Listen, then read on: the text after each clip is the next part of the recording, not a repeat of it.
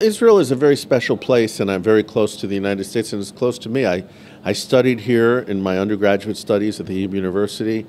I later came back, did work on my thesis when I was doing my master's in London here, and I've been back at least a dozen times, and I have a lot of friends here and a lot of good memories. And I'm here doing visiting policymakers, media people like yourself, and also business people. If I Google your name, I'll get the Trump Whisperer. How'd you get that?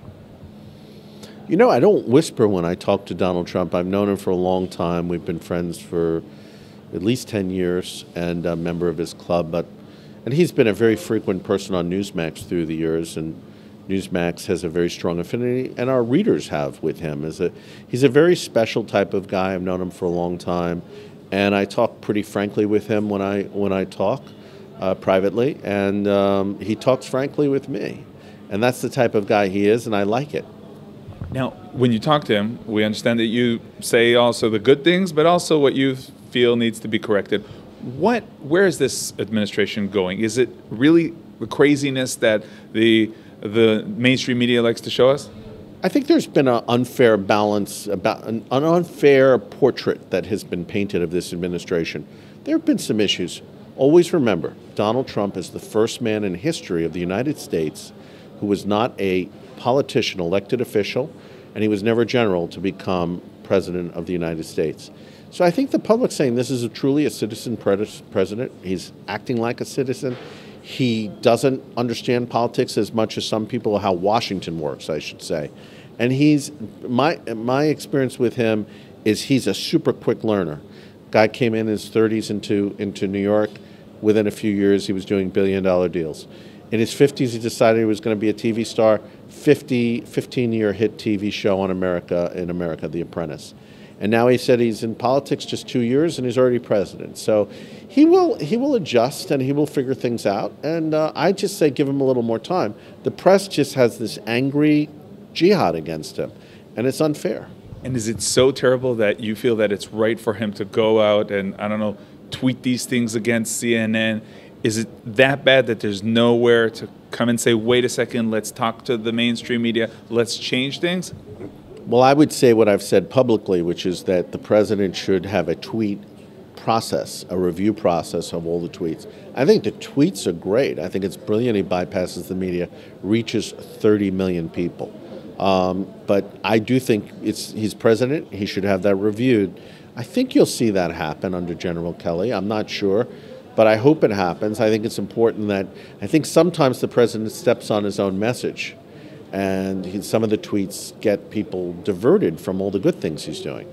But in terms of the mainstream media, you think that it's a lost case? It's not like you're going to see any peace between him and the media? Well, the lost case is, look, Newsmax is growing because of all this bias in the media. We're online, Newsmax. People can go to Newsmax.com.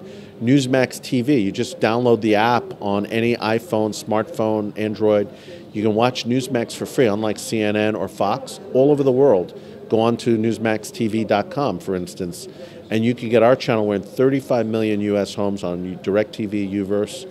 And I think it's a part of a revolution that the public is taking back the media. They're saying, we want balance. We want another side of the story. And are you guys balanced? Will we hear also things against the president?